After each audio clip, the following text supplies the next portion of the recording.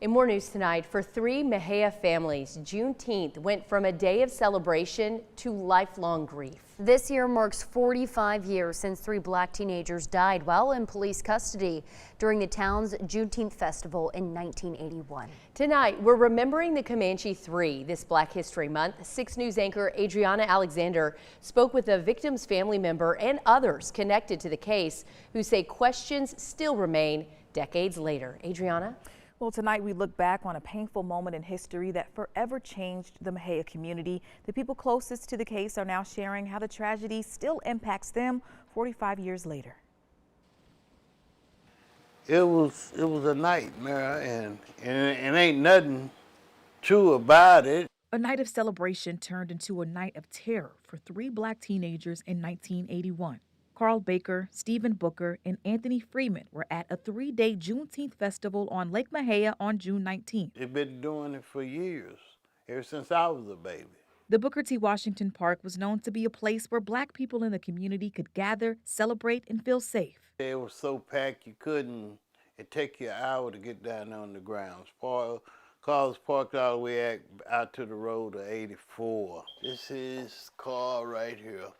Baker's older brother Anthony says Texans would come from Dallas, Houston, and Austin just to make it to the event.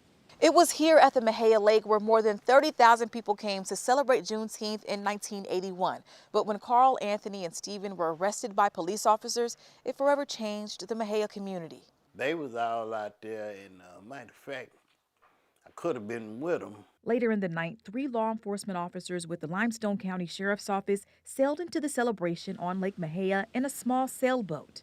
As they combed through the event, officers claimed they found the 3 teens in possession of marijuana. He didn't have no marijuana. And if he did, it wasn't his. There wasn't nothing to raise a fuss about. Soon after, police arrested Booker, Freeman, and Baker. Police and the 3 teens then got on the boat, but it wasn't long before the weight of that boat caused it to capsize.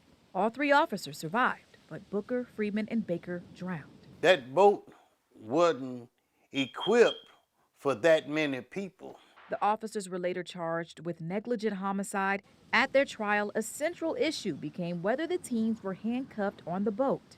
Ray Anderson was on the jury and still feels uneasy about the proceedings of the trial. I can honestly tell you right today, and for us being a jury member, one jury member, to hold that oath, today, do what I think is right, I still don't think that we never got all the answers that we needed to pursue a criminal trial. All 3 officers were found not guilty, just shy of the 1-year anniversary of when it happened. Anthony said the verdict was heartbreaking, but not a surprise. I know they weren't going to do nothing in the first place because it took them too long.